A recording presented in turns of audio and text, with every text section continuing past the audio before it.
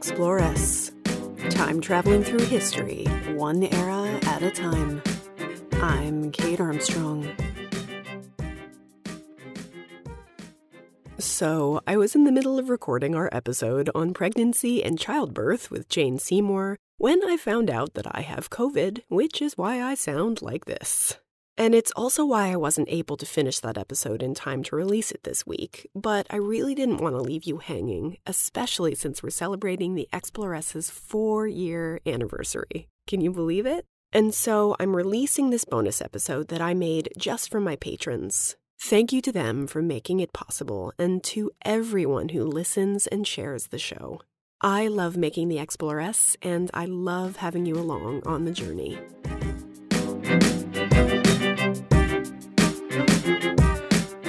But first, a shout out to some of my patrons. My newest pirate queen, Pamela. My boss ladies, Tanya, Sarah S., Rebecca, Patricia, Nuria, Natalie, Monique, Michelle, Jessica, Sophie, and Julian, Grace, Elizabeth M., Elizabeth G., Annabelle, and Amy. My adventuresses, Terry, Stephanie, Kelly, Jo Marie, Jessica R., Iris, Helena, Emily, Carlos, and Anna. My warrior queens, Lori, Neve, and Sloan, Kate, and Alexis. My imperial empresses, Katie, Samara, Faye and Whimsy Soapworks, and Bridget, and my lady pharaohs, Lauren and the fabulous Courtneys. And a very special shout out to Bailey, longtime patron and supporter. You truly are a queen of my heart. Patrons really do help to keep the Explorers going. I couldn't make the show without them, and so far they've helped to keep it ad-free. Patrons also get access to exclusive bonus episodes, as well as early access to regular episodes, behind-the-scenes sneak peeks, giveaways, and more. And all for the cost of a cup of coffee a month. To find out more about it, just go to my website.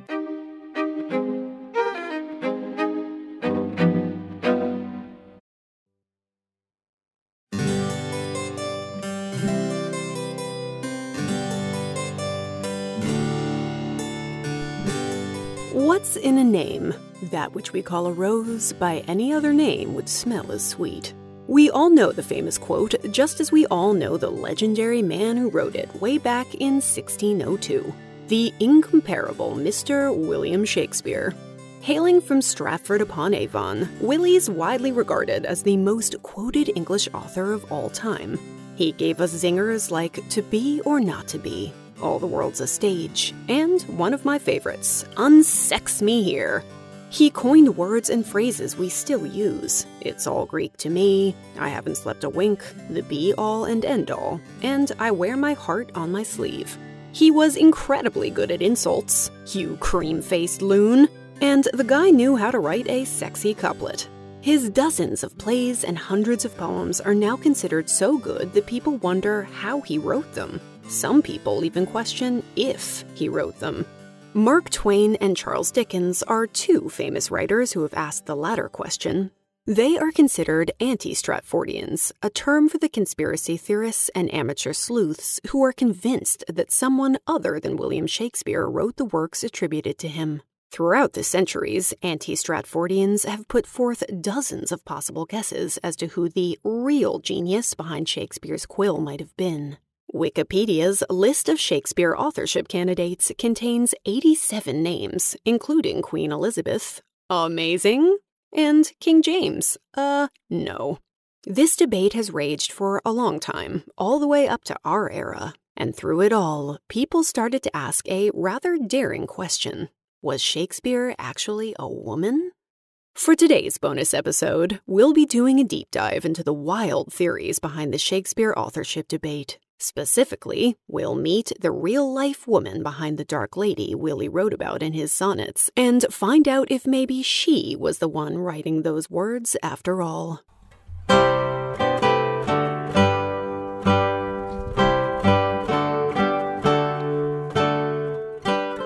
Let's start here. How did this authorship debate even get started? To be clear, up until the 1800s, most people were debating whether or not Shakespeare's plays were even good. No one thought of him as a genius, and certainly no one was debating whether or not he wrote his own plays. No one had any doubt that Shakespeare the actor from Stratford-upon-Avon and Shakespeare the playwright were one and the same, until Delia Bacon. Delia was an American writer in the 1850s, and she became obsessed with using literary analysis to search for hidden meanings within the text of Shakespeare's plays. She was convinced that the plays had actually been written by a group of noblemen masquerading behind the pen name William Shakespeare. At the time, most people dismissed her theory. This could also be because Delia herself would have a downward turn in her mental health several years later and, sadly, end up in an asylum. Although, if there's anything this podcast has taught us about being a lady in the 1800s, it's that such a diagnosis was pretty easy to get. Sometimes crazy was the same thing as troublesome. Nonetheless, Delia's work sparked the interest of others, and throughout the late 1800s and early 1900s, trying to prove that William Shakespeare was actually a pseudonym became a fringe hobby amongst a certain set. At the time, the prevailing opinion was that the plays had been written by an educated nobleman, because of course some obscure dude from the lower classes couldn't have done it. Sir Francis Bacon became a favored candidate. Francis had served as King James Lord Chancellor, and today, he's largely credited with the popularization of the scientific method, so he's no intellectual slouch. Rather ironically, in order to prove that Bacon was the real mastermind behind Shakespeare, the anti-Stratfordians employed a methodology that was anything but scientific. They scoured Shakespearean works, trying to identify hidden code words to demonstrate that Bacon had placed ciphers in the plays that could be cracked to reveal his own signature. A number of widely mocked books tried to prove this, including Ignatius Donnelly's The Great Cryptogram, Francis Bacon's cipher in the so-called Shakespeare plays. Ignatius believed he had solved the case by successfully uncovering the phrase, "Shakest spur never rid a word of them." Okay, Ignatius, I think you need a new hobby. The theories of the anti-Stratfordians have evolved throughout the decades as more and more people have joined the debate, although 3 candidates have consistently stood the test of time. There's cosmopolitan aristocrat and Cambridge-educated Edward Vere, the 17th Earl of Oxford, the famous playwright and Cambridge-educated Christopher Marlowe, and, of course, Cambridge-educated lawyer Sir Francis Bacon. Are we seeing a pattern here? So why are people so unwilling to accept that Shakespeare was, well, Shakespeare? Why has this debate lasted so long? First, it's worth noting that this authorship question emerged during the Romantic period, which was a 19th century artistic movement that emphasized natural beauty, nostalgia, and emotion. It was at this point that many critics had begun to realize and appreciate the true brilliance of Shakespeare's works, but they couldn't reconcile the ingenuity of his plays with the reality of his personal life. The Romantic poets of the 19th century led glamorous lives, and the evidence available about Shakespeare showed that his day-to-day was quite boring by comparison. I mean, how could Shakespeare ever compete with the likes of Lord Byron, who had seemingly slept with half of Europe and had a penchant for drinking wine out of human skulls?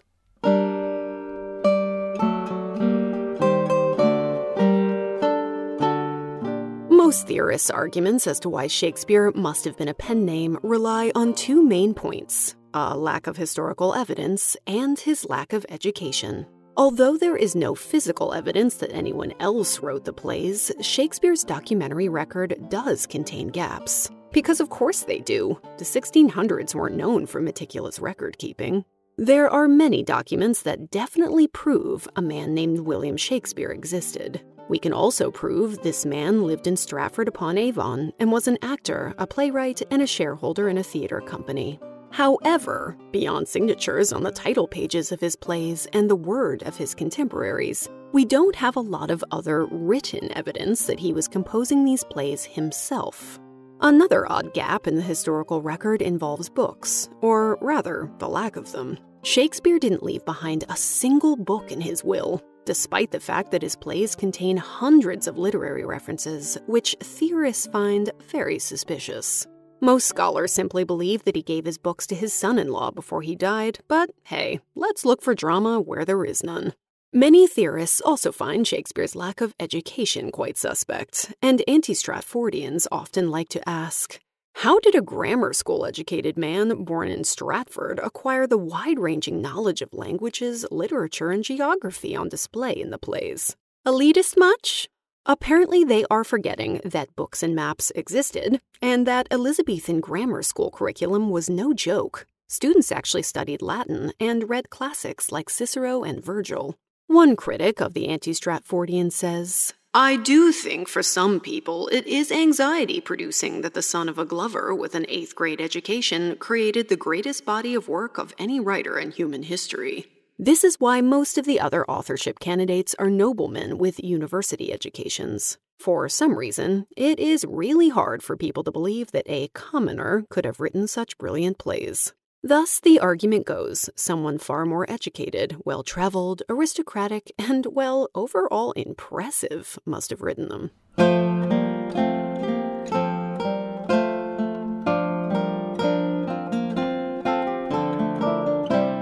Unsurprisingly, most historians really hate the authorship question, with Shakespeare professor Stephen March saying that the idea that Shakespeare didn't write his plays has roughly the same currency as the faked moon landing does among astronauts.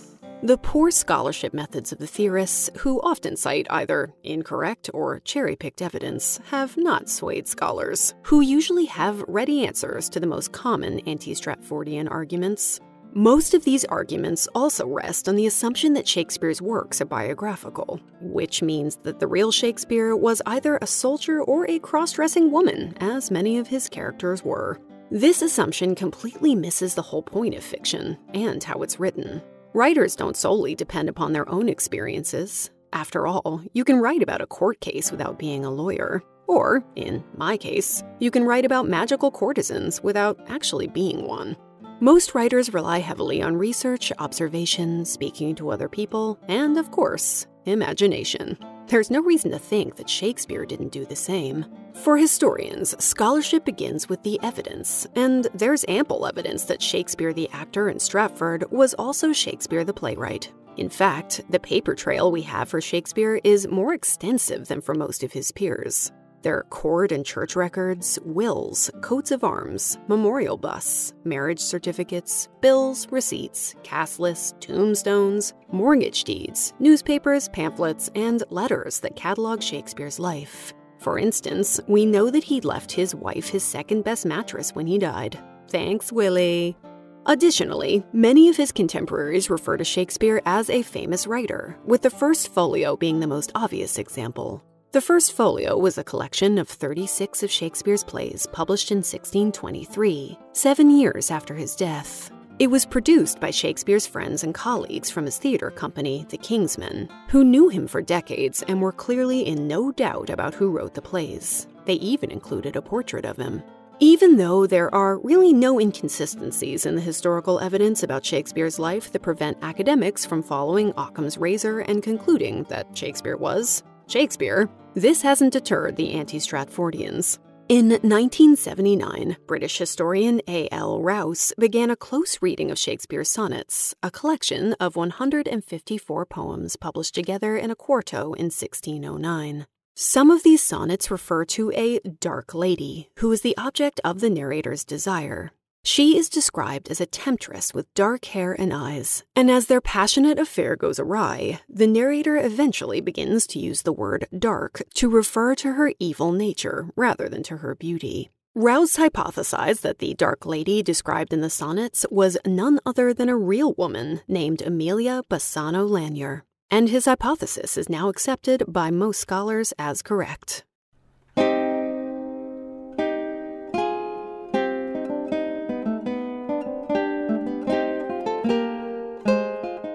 So let's meet Shakespeare's dark lady, shall we? Most of what we know about Amelia comes from the diaries of her physician and astrologer Simon Forman, who she often visited for astrological predictions about her fertility. She was baptized on January 27, 1569. Her father was a musician from Venice, employed in the court of Queen Elizabeth I, although he died when Amelia was only 7. She was raised by her mother on the periphery of court circles, though we have some evidence to suggest she was taken in by Susan Bertie, the Countess of Kent.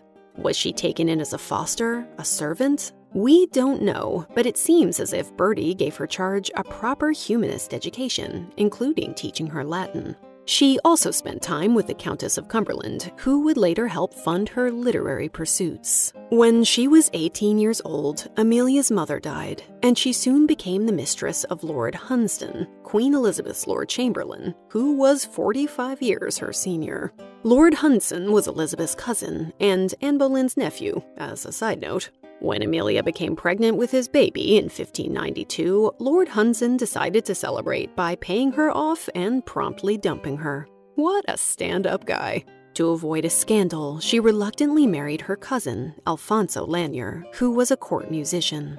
Shockingly, given these circumstances, Alfonso and Amelia did not have the happiest marriage, and they lost a daughter in 1598, although Amelia's son by Lord Hunsdon survived to adulthood. But never fear, Amelia had triumphs too. She went on to publish her own book and briefly ran a school in London before moving closer to her son and his family. Unfortunately, after her husband passed away, she had a hard time making ends meet. She spent the rest of her days in financial hardship, and she died at the ripe old age of 76. Okay, so let's drill down here. Did she ever actually have a torrid affair with Shakespeare? There's no evidence that Amelia even knew him, but she was often at court, and Shakespeare's acting company was frequently invited to perform there, due partly to their patron, Amelia's gross ex, Lord Hunsdon. In 1594, 2 years after he dumped Amelia, Lord Hunsdon became the patron of Shakespeare's acting company, hence their name, the Lord Chamberlain's Men. And when King James I took the throne, the company's name was changed to the King's Men, as James liked them so much that he became their official patron. So it's possible that Willie Shakes saw Amelia across the court and found himself opining. But given what we're about to learn about his dark lady, her attention might have been very much fixed elsewhere.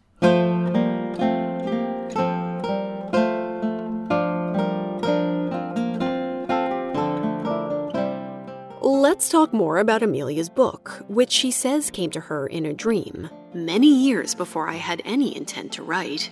It is entitled Salve Deus Rex Judaeorum, which is Latin for Hail God, King of the Jews. Salve is a single volume of poetry published in 1611, the same year that the King James Version of the Bible made its debut. Amelia was the first Englishwoman to print her poetry with the explicit aim of obtaining patronage, making her England's first professional female poet.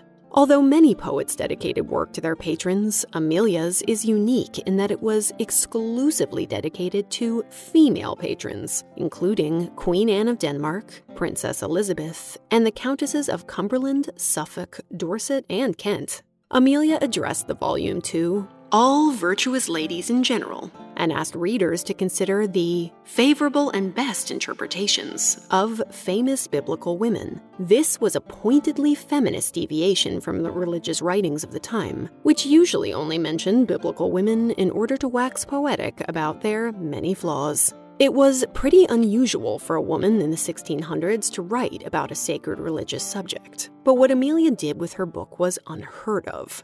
The title poem of Salve is a female-centered version of the Passion of the Christ, made up of 1,840 lines of iambic pentameter. In it, Amelia attacks the vanity of men, contrasts the virtues of women against the vices of men, and justifies women's right to be free of masculine subjugation.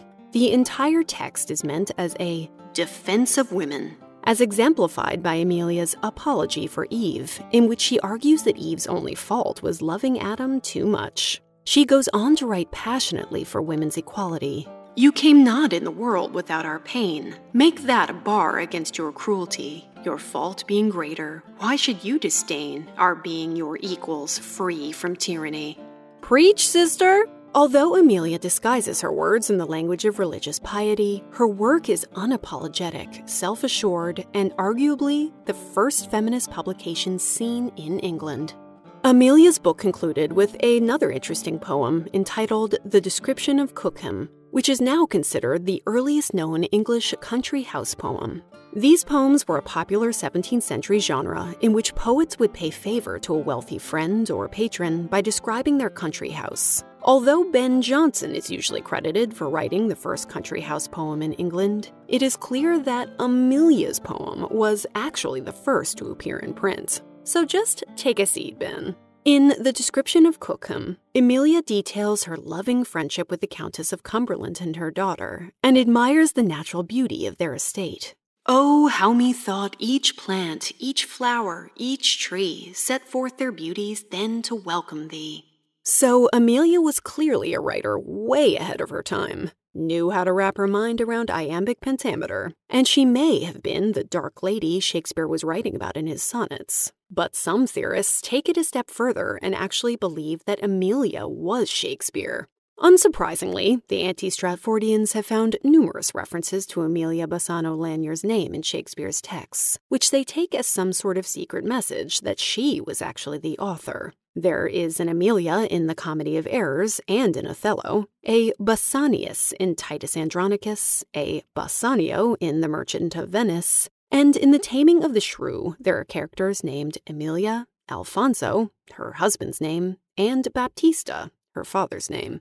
Additionally, Emilia's life story more closely resembles the events in the plays than does Shakespeare's own. After all, Emilia's relatives were court musicians, and the plays contain thousands of musical references. Emilia was Italian, and many of the plays are set in Italy and contain allusions to Italian literature. And Emilia was a commoner who spent a lot of time at court, and the plays feature accurate portrayals of both lower and upper-class society. Some theorists also like to point to All's Well That Ends Well, in which a low-born girl lives with a dowager countess and a celebrated general named Bertram. Emilia, of course, was taken in by Susan Bertie, the dowager countess of Kent, and the countess had a brother who was also a celebrated general. There's also the fact that a striking number of Shakespeare's plays feature strong female characters who refuse to obey society's rules. Lots of Shakespearean heroines defy their fathers. 8 disguise themselves as men to outwit the patriarchy. 6 command armies, and there's a whole lot of gender bending going on. So it makes sense that anti-Stratfordians are convinced that the feminist Emilia was the true author.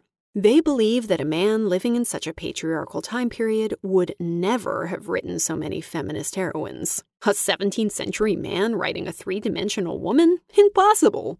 Consider this as well. While most scholars assume that the huge number of 16th century plays published anonymously were written by men of the period, surely there were some lady authors in the mix. In 1593, Elizabethan literary critic Gabriel Harvey referred to an excellent gentlewoman who had written 3 sonnets and a comedy. I dare not particularize her description, he wrote, but he had all sorts of praise for her excellent words.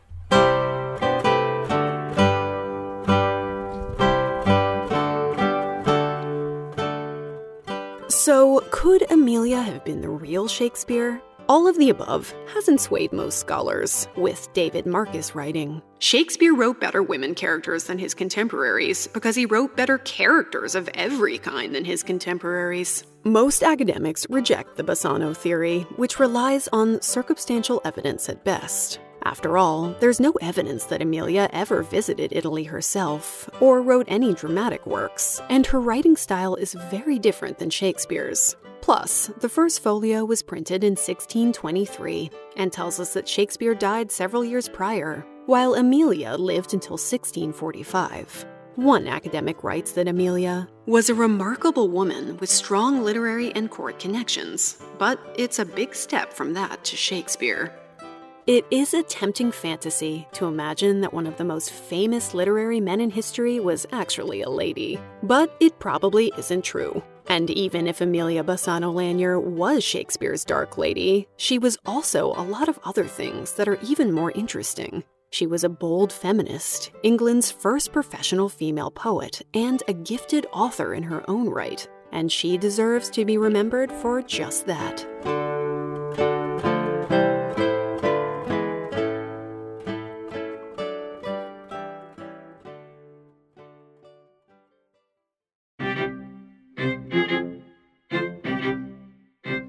Thanks so much for listening.